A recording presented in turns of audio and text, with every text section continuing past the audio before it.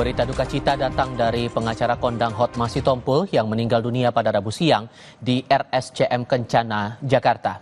Sebelum berpulang, Hotma sempat menjalani perawatan di rumah sakit karena mengalami komplikasi kesehatan. Menurut rencana, jenazah akan dibawa dari RSCM Kencana ke rumah duka di Antasari, Jakarta Selatan.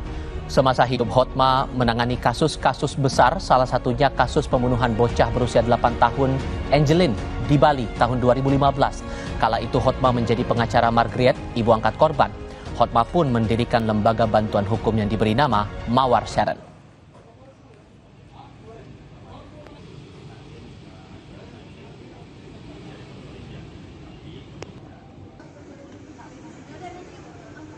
Kami menginfokan bahwa Pak Hotma Sitompul sudah meninggal dunia hari ini pukul 11.15 di RSCM Kencana, gitu.